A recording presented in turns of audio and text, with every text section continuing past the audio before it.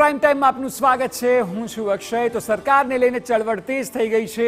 NDA પોતાના નેતા તરીકે મોદીને ચૂંટ્યા છે, તો ઇન્ડિયા ગઠબંધનની પણ સરકાર રચવાની રણનીતિ ચાલી રહી છે અને એટલે જ બુલેટિનની શરૂઆત કરીશું ગઠબંધનમાં સરકારથી।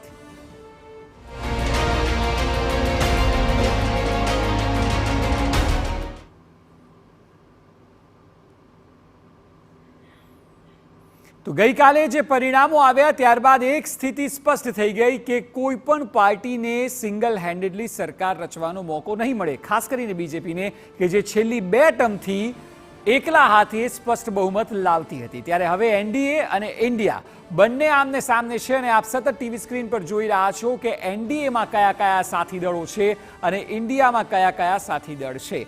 આ સ્થિતિમાં અત્યારે જ્યારે એનડીએના નેતા તરીકે પીએમ મોદીને ચૂંટી લેવાયા છે, નક્કી કરાયા છે, ત્યારે એ વાત ખૂબ સ્પષ્ટ લાગી રહી છે કે નીતિશ કુમાર અને ચંદ્રબાબુ નાયડુ કે જેના ઉપર આ કિંગ મેકર તરીકે બંને ભૂમિકા નિભાવવાની વાત હતી, તેઓએ મોદીને સમર્થન આપી દીધું છે।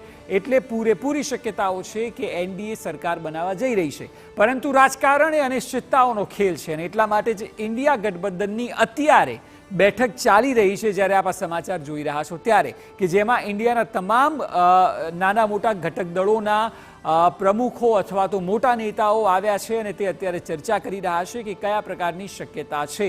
આપ જુઓ, બંને સંગઠન અથવા તો બંને જે સમૂહ છે તેમાં કોને કેટલી બેઠક ખૂટે છે તે આપને બતાવીએ છીએ અને સાથે કયા કયા નેતાઓ આ ગઠબંધનમાં સામેલ છે તે આપને બતાવીએ છીએ। આખો દારોમદાર જે છે તે નાયડુ અને નીતિશ કુમાર આ બંને પર રાખે છે, કારણ કે એક બાજુ 234 સીટો છે અને એક બાજુ છે 292 સીટો।